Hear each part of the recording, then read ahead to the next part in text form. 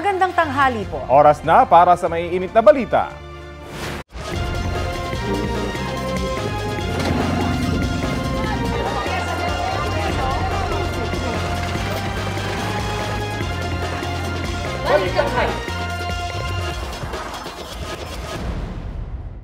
Hulikam sa Novaliches, Quezon City ang pagnanakaw sa tindahan ng isang lalaki. Nabawi sa suspect ang mga tinangay niyang produkto na plano raw sana niyang ibenta pambili ng gamot. Balita hatid ni James Agustin. Tila ordinaryong customer lang ang isang lalaki na nakuhanan sa CCTV camera ng isang commercial establishment sa Barangay Bagbag, Novaliches, Quezon City.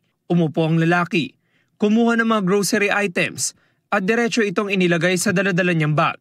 Hindi pa nakontento. Pagkatayo ng lalaki ay kumuha pa siya ng ibang items. Ang modus na bisto ng mga empleyado ng establishmento, inaresto ang 52 anyos sa suspect. Nakikita dun sa niya, yung side mirror ng store. Then meron din silang CCTV na recorded. Paglagay niya dun sa bag, diretso siya ng counter pero hindi siya nagbayad. Then lumabas siya, hinabol na lang siya ng guard or ng manager. Hinold siya doon and tumawag ng pulis ng assistance malapit na nakaposte roon. Nabawi mula sa suspect ang mga ninakaw, kabilang ang 2 noodles, 2 lata ng luncheon meat, 2 hair conditioner at mga insect killer spray. Ang suspect natin is nakulong yan noong 2019 sa salang illegal drugs. Then nung nakalaya siya, allegedly, siya ay nangalakal na lang. Nakakulong ang suspect sa Novaliches Police Station. Aminado siya sa nagawang krimen, bagay na pinagsisisihan daw niya. Kaya lang po nagawa ko yun kasi na-stroke pa asawa ko. Gusto ko makabili ng gamot. Wala akong makunin eh. Pero anong gagawin niyo sa mga ninakaw? Ibebenta ko po para makabili ng gamot. Sana po mapatawad na ako. Hindi na ako babalik doon kahit kailan. Nasampahan na ang suspect ng reklamong theft. James Agustin nagbabalita para sa GMA Integrated News.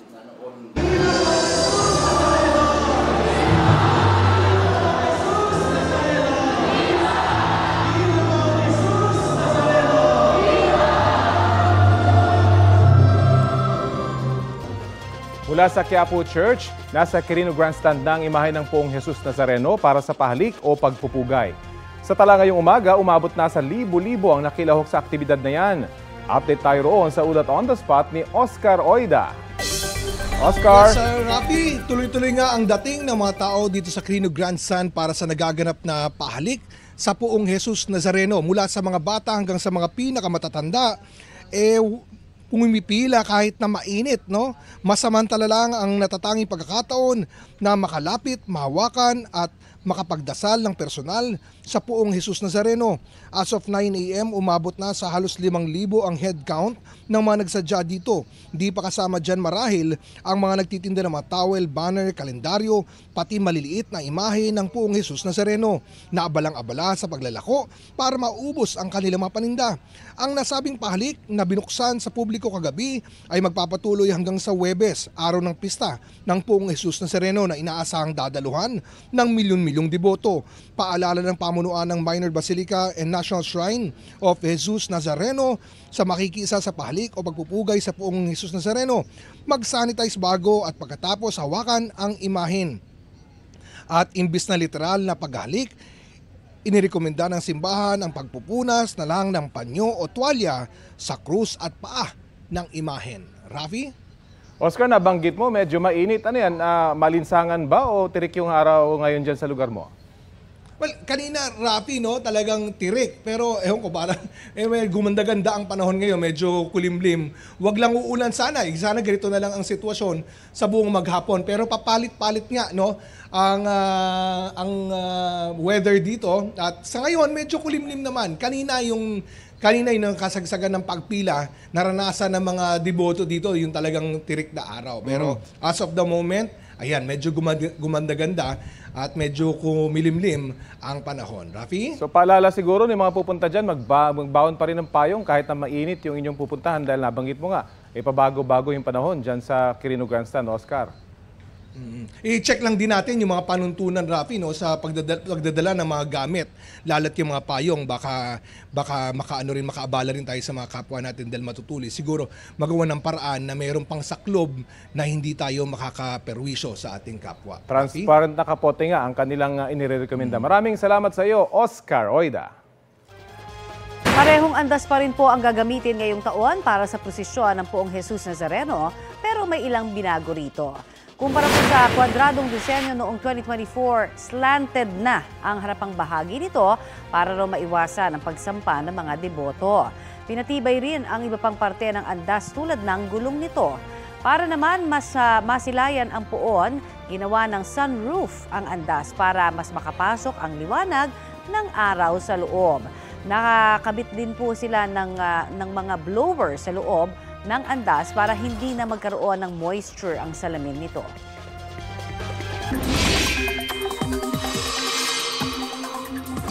Nagdulot ng disgrasya ang pag-uulan sa lungsod ng Zamboanga.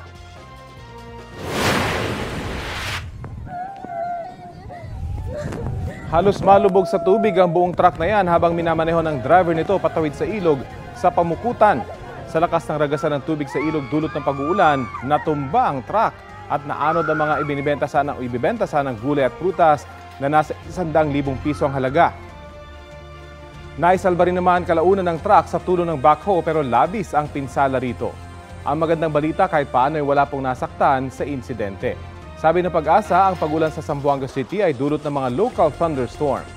Asahan pa rin ang mga thunderstorms sa lungsod at sa nalalabing bahagi ng Mindanao at Visayas ngayon pong Martes, dagdag ng Pag-asa.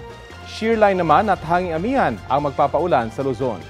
Malaking bahagi ng bansa ang uulanin sa mga susunod na oras, partikular na sa Mindanao base sa rainfall forecast ng Metra Weather.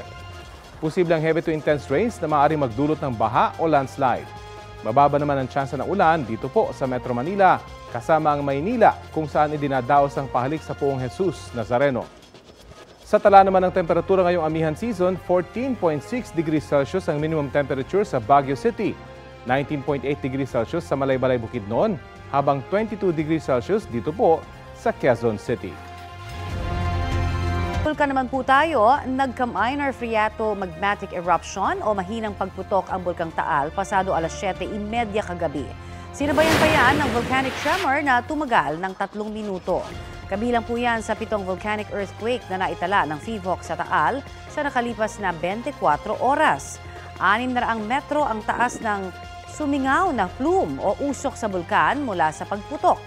Ayon sa FIVOC, nangyayari ang phreato magmatic eruption kapag nagkakaroon po ng contact ang kumukulong magma sa tubig sa ilalim ng bulkan. Sa ngayon, nananatiling nasa alert level 1 ang Taal.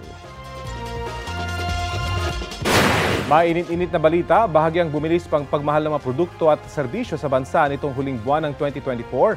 Ayon po sa Philippine Statistics Authority, 2.9% ang naitalang inflation rate nitong Disyembre. Ito na ang pangatlong sunod na buwang bumilis ang inflation. Sabi ng PSA, ang pangunahing dahilan ng pagbilis ng inflation ay ang mas mabilis na pagtaas ng presyo ng kuryente, renta sa bahay at liquefied petroleum gas o LPG. Nakaambag din sa pagbilis ng inflation ang mabagal na pagbaba ng presyo ng gasolina at diesel, pati na ang mas mabilis na pagmahal ng pamasahe sa barko. Para sa buong 2024, 3.2% ang average inflation, pinakamababa mula noong 2021. Ayon sa National Economic and Development Authority o NEDA, pasok ito sa target ng gobyerno. Patuloy raw na pinaghahandaan ng gobyerno ang food security sa bansa lalo't inaasahang tatagal daw ang epekto ng La Nina hanggang sa Pebrero.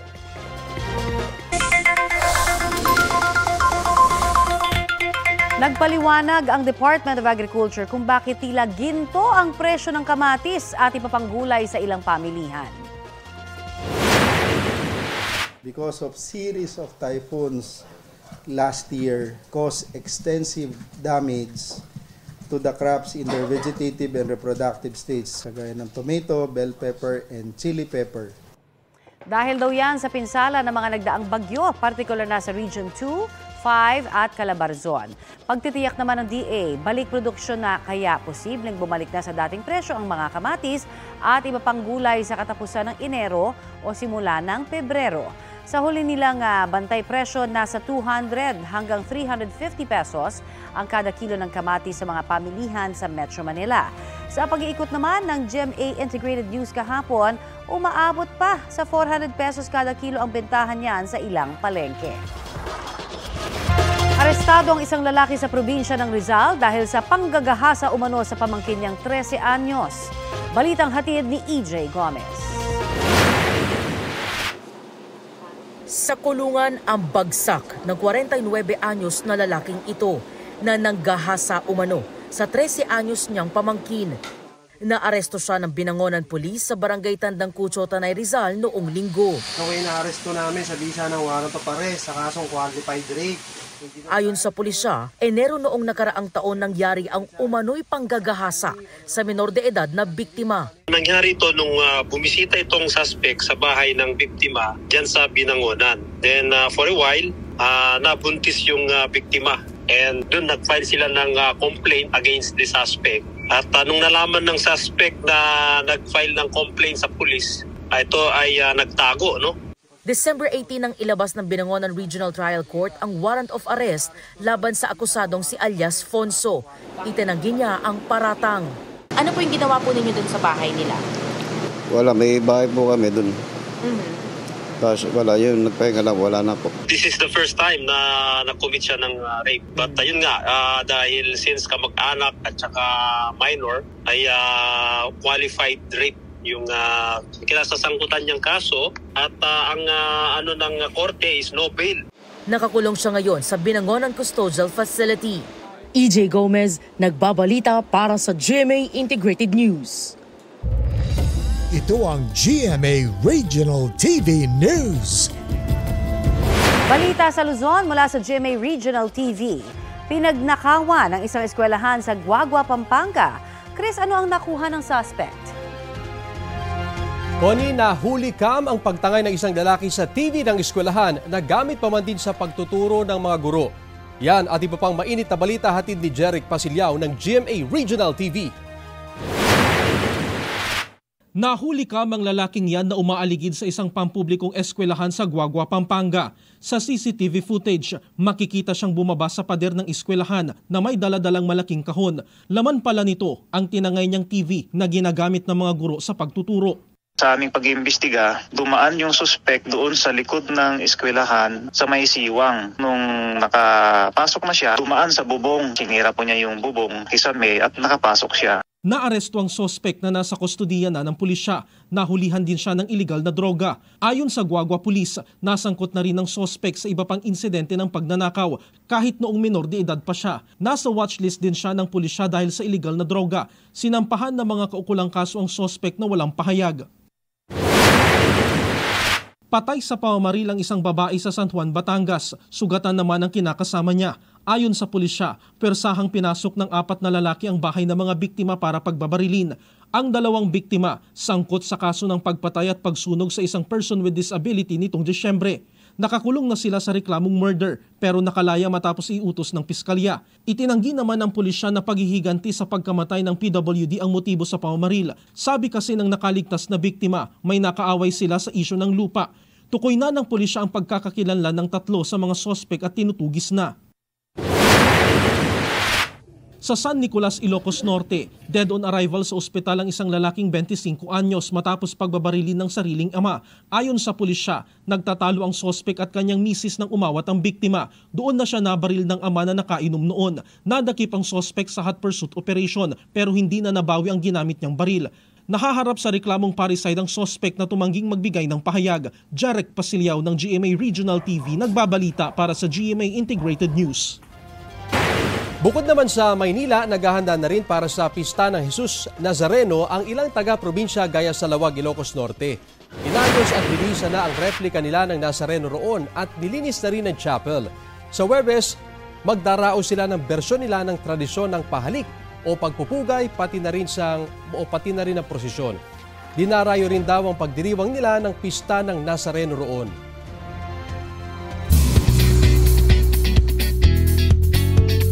Mga Mga mare at pare, nagbigay ng excitement sa mga manonood ang first episode kagabi ng pinakabagong kapuso action drama series na Mga Batang Riles.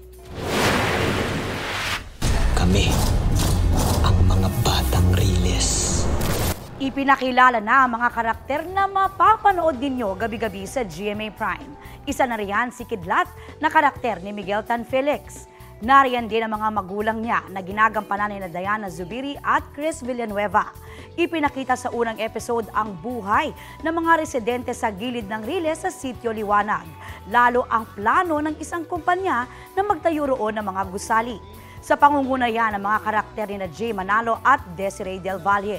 Unti-unti na ring ipinakikilala ang mga karakter ni Antonio Vinzon bilang Dags at Rahil Birria bilang Sig. Sa dulo ng first episode, may habulang naganap na humantong sa pagkamatay ng ama ni Kidlat na si Carlos. Abangan pagkatapos ng 24 oras ang mas marami pa raw na barkadagulan at mga madadramang tagpo. Ito na ang mabibilis na balita. Nagsagawa ng clearing operations ang MMDA sa mabuhay lanes o mga alternatibong ruta ng mga motorista sa Quezon City. Kabilang sa mga kalsadang yan ang Panay Avenue, Timog Avenue at Mother Ignacia Avenue. Ang mga sasakyan nakaparada sa bangketa at mga kalsada natikitan. Nahatak naman ang ilan dahil hindi dumating ang mga driver sa loob ng 5 minutong palugit. Sa huling tala ng mga otoridad, halos 30 motorista ang natikitan habang 14 naman ang nahatak. Nagsagawa rin ng busway operation sa EDSA ang Special Action and Intelligence Committee for Transportation. Ang misyon, bantayan ang busway para tiking bus lang talaga ang daraan doon. Sa pagbabantay ng mga otoridad, 13 sasakyan ang nahuli, pinara at tinikita ng mga otoridad matapos dumaan sa busway. Patuloy ang paalala ng mga otoridad na bawal ang pagdaan sa busway na para lang sa mga public utility bus at mga ambulansyang may sakay na pasyente.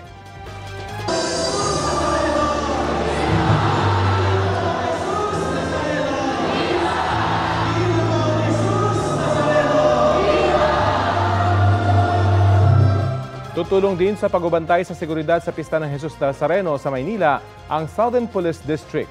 Abot sa 1,500 pulis ang tinipon sa headquarters sa Taguig kaninang umaga. Ipadadala sila sa Quiapo simula mamayang hapon para masigurong ligtas at payapa ang pagdiriwang ng Nazareno 2025. Makakabahagi sila ng mahigit 14,000 tauhan mula sa Manila Police District, NCRPO at iba pang sangay ng gobyerno. Paalala naman mula sa PNP, epektibo na po ang no-fly at no-sail zone policy sa ruta ng prosesyon. Ipatutupad yan hanggang January 10. Simula naman bukas, January 8 hanggang sa Biyernes din, epektibo ang liquor ban sa Quiapo area ayon sa LGU. Hanggang January 11 naman ang gun ban sa Maynila base sa anunsyo ng MPD. Good news naman sa mga umuupa ng bahay ng mas mababa sa 10,000 piso kada buwan. Nilimitahan po ng gobyerno ang pupwedeng itaas ng inyong upa ngayong taon at mas mababa ang limit kaysa sa inaprubahan noong nakaraang taon. Balitang hatid ni Dano Tingkungko. 1993 pa nangungupahan si Lea sa kwartong ito sa Quezon City. Ang buwan ng upa niyang nagsimula sa 1,500 pesos, ngayon nasa 2,500 pesos na. Pero yung 2,500 na yan, 3 taon na rin ang tagal. Hindi naman daw basta-basta nagtataas ng upa ang kanyang landlord. Kung i-renovate siguro na pagandahin, okay lang naman siguro na taasan. Pero kung walang may nagbago, pag-usapan siguro. Pero kung sakali mang magtaas ng upa ang kanyang landlord, merong bagong alituntunin dyan ang National Human Settlements Board o NHSB. Inaprubahan na kasi ang resolusyon para sa mas mababang rental cap o hangganan ng pwedeng itaas ng upa para sa mga mas mababa sa 10,000 piso ang buwan ng renta.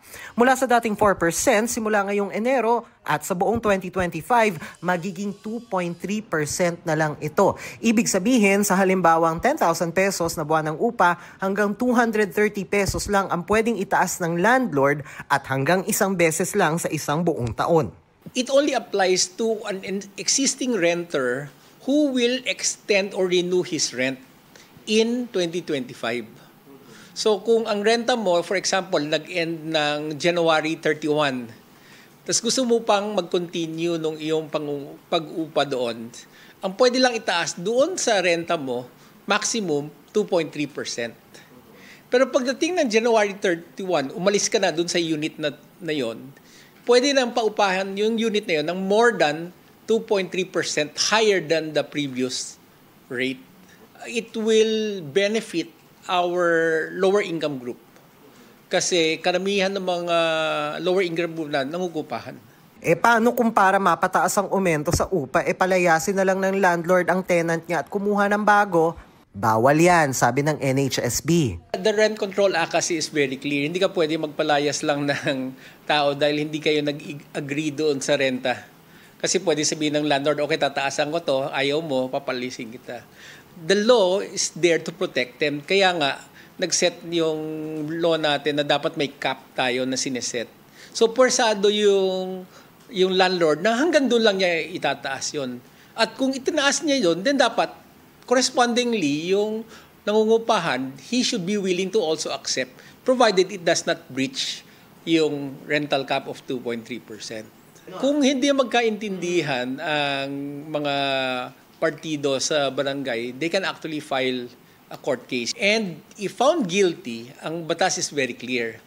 Between 25 to 50,000 ang penalty or imprisonment of 6 months plus 1 day to maximum 1 year or both. Okay lang siguro, basta wag lang yung hundreds ay 1,000 na yung tataas. Para naman sa nagpapaupa ng bahay na si Janet, wala naman daw problema kung mas mababa ang kailangang aumento. Kumbaga pinagdaanan ko na yun na naging renter ako Mahirap. Kung maganda naman yung ng renter mo, bakit mo pa kaysa naman layasan ka, di ba? Na wala talagang binayad. Mas maganda yung ganun. Dano Tingkungko, nagbabalita para sa GMA Integrated News.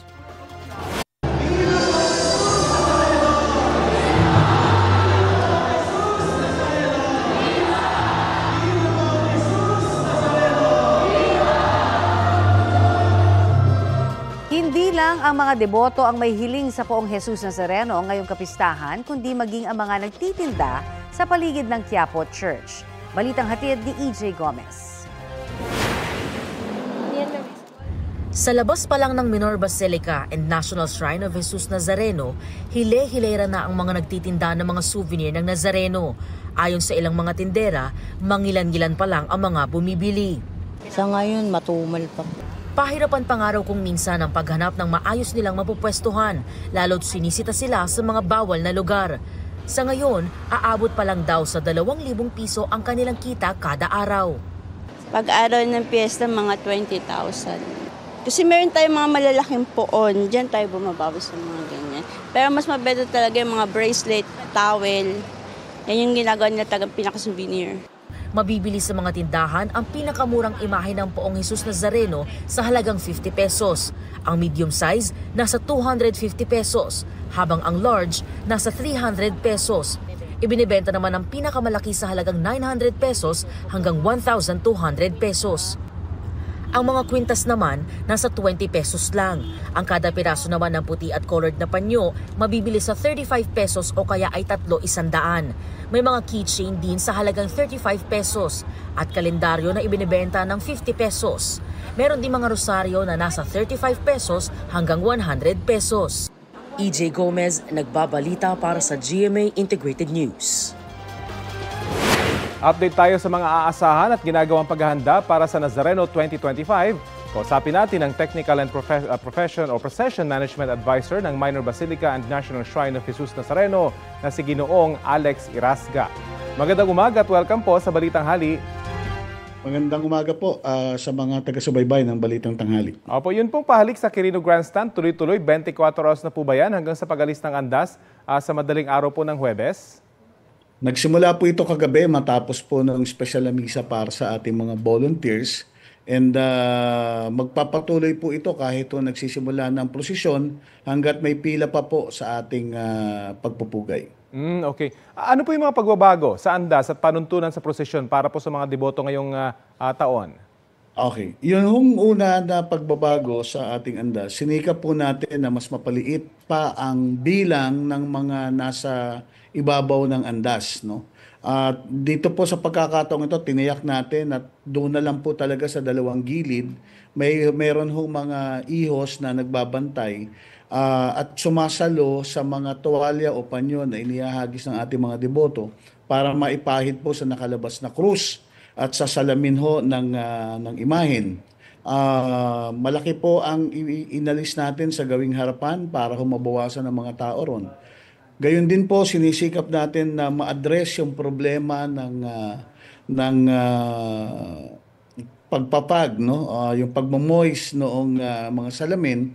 Kaya ho naglagay tayo ng sunroof sa itaas, no? Sa bubong po ng andas para may natural na liwanag na pumapasok, mapatay natin ilaw kapag umaga, na isa sa nakikitang sanhi ng moisture, ng init. Naglagay din ho tayo ng mga exhaust machine sa itaas, sa kisame, para ho higupin ang init, para ho magbalanse ang kung ano man ho ang temperatura sa labas, ay yun din ang temperatura sa loob ng imahen. Kaugnay po naman ng panutuntunan, ipinapakiusap po natin sa lahat ng mga deboto, sa atin ho mga kasama sa iho, sa atin po mga kasama sa balangay, sa mga mamamasan. Pwede po kayong humila ng lubid, pwede ho kayong sumalya ng andas.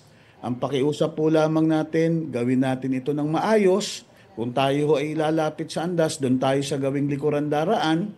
At wag na ho nating sikaping sumampa sa andas, dahil ho talagang ang layunin natin ay mas mapakita ang ating mahal na Senyor sa mas maraming mga kapwa natin deboto. Kaysa po mga debotong nakikita. Opo, yan pong pakiusap nyo na yan nasabi nyo po sa mga chapters, kasi may mga panawagan na rin po kayo sa mga nakarang taon sa ganyan, pero nitong nagdaang taon kung saan enclosed na yung andas, marami pa rin yung gustong sumampa. Ngayon, in-improve nyo na, pero asahan pa rin po na may mga sasampa pa rin, magsusubok.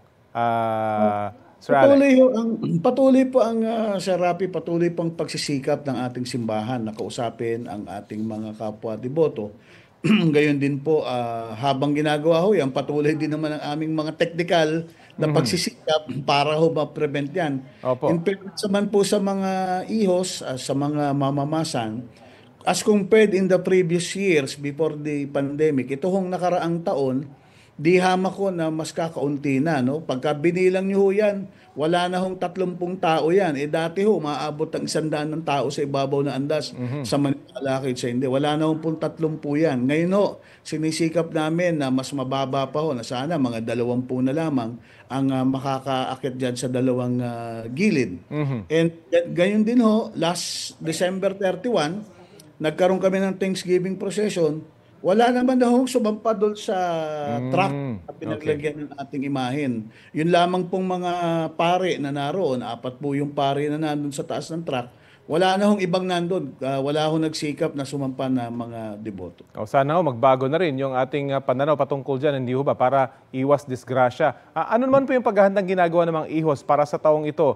We understand ang reklamo ng mga nakarang taon kapag itinatapon daw yung panyo, halos walang makapagpunas. Kaya konti na ibabalik. Ngayon po, masisiguro naman na maibabalik agad itong kanilang mga panyong ipinapahid sa Poong Nazareno. Una po, yung kaugnay ng paghanda, inihahanda po namin ang aming spiritual na kalusugan. No? Ang simbahan ay nagsagawa ng mga formation. No? Kami ho ay dumaraan sa mga buwan ng pagtitipon para ho palakasin ng aming spiritual na kalusugan at yung mabuting aktitude kaugnay ng pangangasiwa ng ating kapistahan. Yan hong paghagis ng mga tuwalya at panyo, yan ho ay isa na hong parang hiwaga ng ating prosesyon. Nagkakaintindihan po ang mga yan, basta ho maibato ng malapit, ibabalik ko yan sa kung sino yung huling nagbato. Minsan kasi naipapasa. Mula ho doon sa malayo, may bababagsak ko yan sa isang tao malapit sa andas, ipapasa ho nung andas. Yun hong may ihos na nasa taas ng andas, hindi niya ho yan ibabalik sa unang pinanggalingan. Babalik niya ho yan sa kung sino yung nag-itsa sa kanya. Ang problema, yung nag-itsa ho sa kanya, hindi niya ho nakikita dahil nasa bababa siya, hindi niya nakikita saan nanggaling yung tuwalya. Yan lang ang konting hiwaga dyan. Okay. Almost 15 hours po inabot yung translasyon ng isang taon. Pareho pong ruta ngayong taon. Target po ba natin na maibalik sa simbahan yung poon na mas mabilis ang ngayon pong taon? kung mas magiging mahigpit po ang pagtalima o pagsunod ng ating mga deboto, ng ating mga nananampalataya, kung talaga pong iiral ang mga pangunahing pakiusap na gawing banal, ligtas at maayos ang ating pagdiriwang at gawing mas ito ho ay festive, no? Mas masaya na pagdiriwang, we believe baka ho mas bumilis ito sa 15 hours. Pero kung magkaroon ho ng aberya, handa ho naman ang ating pamunuan, ang ating pangasiwaan na mas maging mahaba ang ating pagdiriwang. Okay, maraming salamat po sa mga impormasyon ibinahagi niyo po sa Balitang Hali.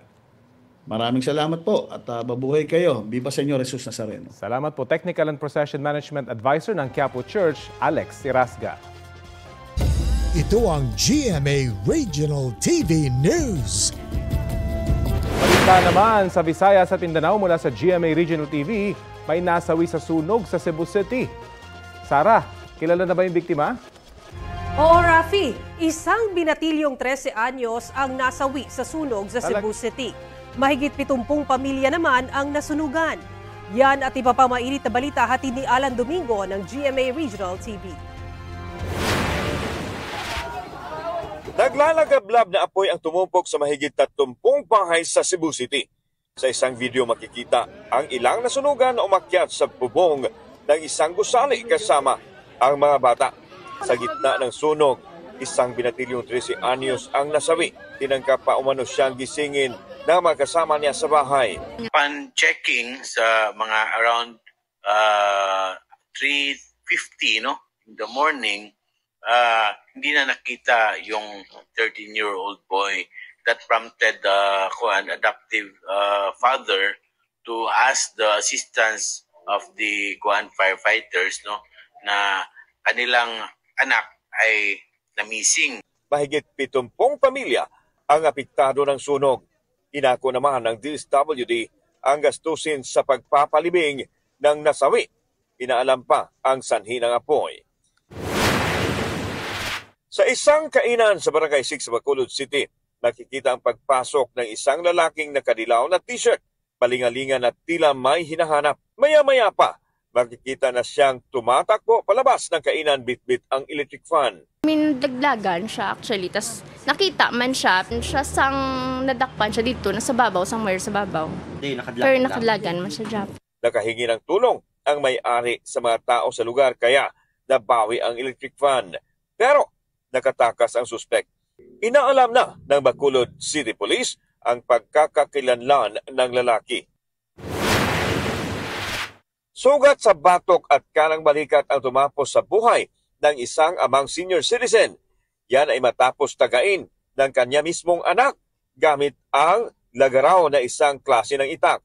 Nangyari ang krimen sa kanila mismong bahay sa barangay Inayagan sa Calinan District, Davao City. Sunod na tinaga ng suspek ang kanyang ina sa ulo. Agad namang tumakas ang suspek matapos ang krimen. Hindi raw ito ang unang beses na sinaktan ng suspek ang kanyang mga magulang.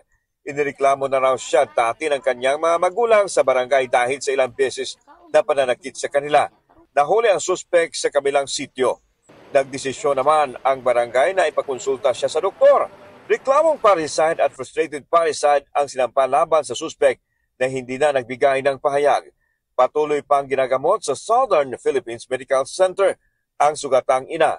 Alan Domingo ng GMA Regional TV nagpabalita para sa GMA Integrated News. Patay ang 2 tao matapos mahulog sa bangin ang 2 sasakyan sa Quezon, Bukidnon. Batay sa inisyal na investigasyon ng mga pulis, magkasunod na bumibiyahe ang isang freezer van at isang utility van. Bago dumating sa pakurbang bahagi ng kalsada sa Barangay Palakapaw, nagkaproblema raw sa preno ang freezer van at nabundol ang sinusundang utility van. Doon nasabay nahulog sa malalim na bangin ang 2 sasakyan. Nadamay rin sa insidente ang isang motorsiklo.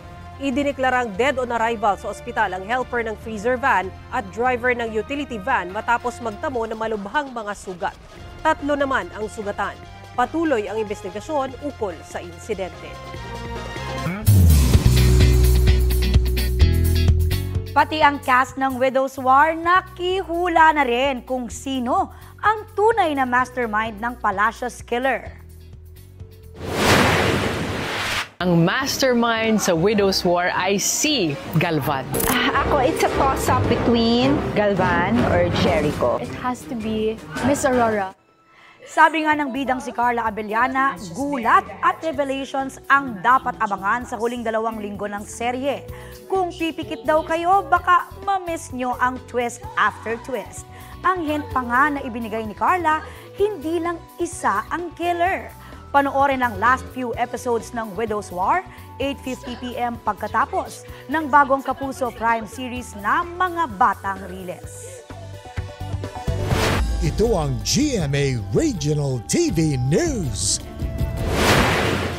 Sugatan ng 4 na tao matapos na magsalpukan ng isang motorsiklo at kulong-kulong sa Santa Barbara dito sa Pangasinan.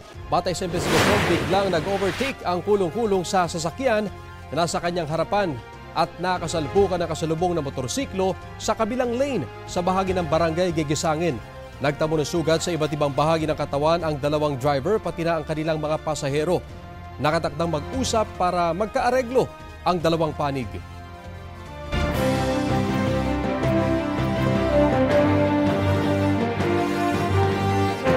$125 days bago ang eleksyon sa Mayo, nasa day 2 na ang COMELEC ng pag-iimprenta sa mga balota. At kaugnay po niyan, kausapin natin si COMELEC Chairman George Erwin Garcia. Magandang umaga at welcome po sa Balitang Hali. Magandang umaga po, Ma'am Connie, at sa mga kababayan natin, magandang umaga din po sa inyo. Yes, sir. Target pong matapos hanggang gitna ng Abril ang pag-iimprenta sa mga balota. Ano po yung senaryo o hamon na posibleng kaharapin ng COMELEC para hindi ho matapos on time ang ballot printing kaya? Although mga bago po, Ma'am Connie, ang ating mga makina, talagang state of the art ito, ika nga modern na modern, subalit kinakailangan kasi yung 2 makina ay makapag-imprenta ng at least 950,000 na balota o kulang-kulang 1 milyon bawat isang araw. Kung hindi po ito marireach, ay maaaring hindi po tayo, baka sumablay tayo doon sa April 14 na timeline natin na sana matatapos ang pagprint ng balota. Ang pangalawa po, siyempre, Ma'am Connie, kapag yung medyo naging mabagal yung ating mga tauhan sa manual verification ng mga balota at pagkatapos, siyempre, yung machine verification ng mga balota. Dapat pong maintindihan ng mga kababayan natin na yung mga balota, titingnan niyan kung tama ba ang size niyan, tama ang kulay, tama ba yung mga pangalan na naandyan, at pagkatapos isa-isa po yung i-feed sa mga makina kung malaman natin kung tatanggapin o i-reject ng mga makina. Alright. At ano-ano mga probinsya ang inuuna ho nating i-imprenta sa ngayon? Sa ngayon po, siyempre yung Bangsamoro ang ating inuuna at ang susunod po siyempre yung mga katulad ng Pag-asa Island dyan sa may bandang area ng Batanes, ng Palawan kasi nga sobrang layo po niyan eh. Ang talaga pong strategy kung ano yung mas malayo, yun muna ang inuuna. Yung pong local absentee voting, kasama po ang overseas absentee voting ay natapos na po kagabi na maimprenta. Okay, kapag natapos nga po yung pag-imprenta sa lahat, saan ilalagak at papaano isi-secure yung official printed ballots natin? Lahat po muna ay naka-standby sa National Printing Office kasi secure po doon. At pagkatapos po, bago po ito ma-deploy sa bawat probinsya, sa bawat bayan at syudad, yan po ay ilalagay sa warehouse namin na talagang napakataas ng security measure na ating ipapatupad upang siguraduhin na protektado ang bawat balota. At pagkatapos ito po ay dadalhin, Ma'am Connie, sa iba't ibang tresurero ng bawat probinsya at mga munisipyo at syudad. Sa ating po kasing batas, ang may custody po ng mga balota at mga election paraphernalia ay ang mga treasurers po ng bawat probinsya, syudad at munisipyo. Alright. Itinuloy nyo na rin po yung pag-iimprenta ng balota. Papaano po yung mga nakabinbin daw na mga disqualification cases ng ilang mga kandidato natin? Yung pong lahat na na-disqualify namin na may finality na dahil walang nakuha ang restraining order, wala na po yung mga pangalan nila sa mismong ballot cases na may imprenta ng COMELEC. Yung iba naman na naka-motion for reconsideration, dahil nga pending pa yung kanilang mga kaso, hindi final ang decision, ay malamang-lamang makasama yung pangalan nila sa mga balota. Kung ano man po yung nakapending sa ating kataas-taasang hukuman, ayoko pong i-preempt o magbigay ng baka sabihin pressure sa ating Korte Suprema. Kami po, kung ano ang sabihin ng Korte Suprema, tatalima kami sa kanilang ipag-uutos sa atin. Okay, isinusulong po ng Kamara o sa Kamara na ipospone sa susunod na taon ang Bangsamoro elections. Meron huwang pagbabago pa sa paghahanda nyo para po rito? Dahil nga po, Ma'am Connie, inuna namin ng Bangsamoro, yung po ay bilang senyales sa lahat na as far as the Comelec is concerned, kahit may pending na panukalang batas, tuloy-tuloy ang paghahanda namin. Ano man po ang mangyari later on, that's a political decision, pero as far as the Comelec is concerned, hindi po namin pwedeng ipagpaliban ang pag-iimprenta ng balota, lalo na yung 2.2 million na balota na para sa Bangsamoro. Okay. At ano naman po ang mahigpit na tagubilin nyo sa mga kakandidato na sa linggo, no, January 12, na simula na po ng election period? Lalo na po yung mga incumbent na official ng local government o nasa national government. Alam nyo po, bawal na bawal po ang pagtatransfer ng mga empleyado ng pamahalaan, paglilipat, pag-promote, pag-appoint at pagsususpend ng walang pahintulot ang Commission on Election. Yan po ay ground na isang criminal case na may pagkakakulong na 1 hanggang 6 na taon at ground din po yan for disqualification. At siyempre, yung pong lahat ng may mga security guards, may mga nakadetail sa kanila na mga nagbibigay sa kanila security, meron po tayong gun ban at kinakailangan may exemption na kukuhanin sa amin. Kung hindi, maliban sa pag-aaresto namin ng lahat ng yan, ay kakasuhan din po namin sila. Alright, maraming pong salamat, Chairman, sa inyo pong oras na ipinagkaloob po sa amin. Maraming salamat po, Ma'am Connie. Mabuhay po. Yan po naman si Comelec Chair George Erwin Garcia. May nilinaw ang Social Security System o SSS kaugnay sa dagdag kontribusyon ngayong taon. Bahagi raw ito ng Social Security Act of 2018 na nagsimula pa noong 2019. Ito na rin daw ang pinakahuling dagdag alinsunod sa nasabing batas. Dahil daw sa mas malaking contribution, mas mapapalawig ang fund life ng SSS hanggang 2053 na dati ay hanggang 2032 lang. Makatutulong din daw ito na makapagbibigay suporta sa pamahalaan sakaling kailanganin tulad sa panahon ng kalamidad. Nakatanggap ng pagpunang SSS na itaas sa 15% ang contribution rate sa pagpasok ng 2025. Ngayong araw, isang grupo naman ang nagsagawa ng protesta sa Quezon City para tutulan ang taas-singil na ito. Itinanggi ng dating garbage collector sa Maynila na hindi sila nangolekta ng mga basura sa lungsod bago matapos ang kanilang kontrata noong December 31, 2024. Unang sinabi ni Manila Mayor Honey Lacuna na December 30 pa lang, hindi na naghakot ang dating garbage collector kaya natenga ang mga basura sa mga kalsada. Pero giit ng Leonel Waste Management Corporation, hindi nila pinabayaan ang kanilang obligasyon sa lungsod hanggang matapos ang kanilang kontrata.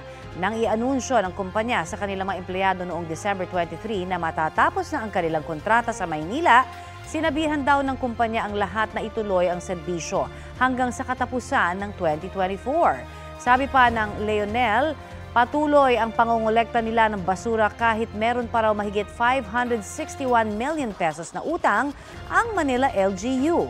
Noong Setyembre, kinausap na raw ng kumpanya si Mayor Lacuna na hindi na sila sasali sa bidding para sa 2025 dahil sa hindi pa nababayarang utang at para maisaayos na ang paglilipat sa bagong garbage collector.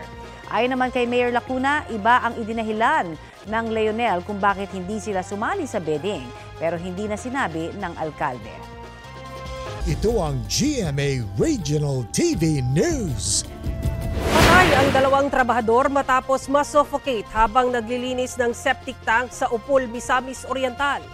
Batay sa investigasyon, nagsasagawa ng siphoning operation sa septic tank ng isang kainan sa Barangay Luyong Bunbon. Ang 2 nang magdesisyon silang pasukin ito dahil barado raw. Naunang pumasok ang isa sa kanila. Maya-maya sumigaw na siya na masakit ang kanyang ulo at nahihirapang huminga. Sinundan siya ng kanyang kasamahan para tulungan pero hindi na sila nakalabas. Tinangkapan silang tulungan ng kapatid ng isa sa mga biktima pero pinigilan na siya ng mga tauhan ng kainan. Idineklara ang 2 dead on arrival sa ospital. Hindi na nagsampa ng reklamo ang mga kaanak ng mga biktima.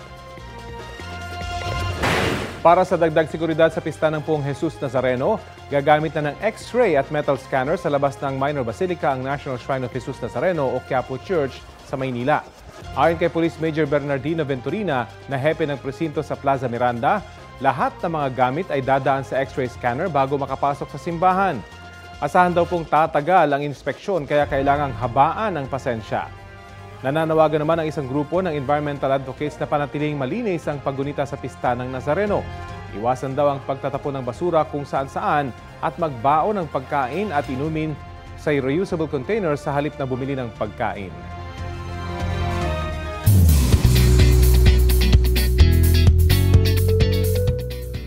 Forever is not far from home sa Hollywood couple na si Zendaya at Tom Holland. Officially engaged na ang dalawa base sa mga reports sa US media. Kinumpirma raw ng malapit sa couple ang engagement sa People magazine. Nagsimula ang usap-usapan ng mapansin ang suot na singsing ni Zendaya sa nakaraang Golden Globe Awards. Mula sa pagiging love team sa isang movie franchise, kinumpirma ng dalawa ang kanilang off-screen romance noong 2021.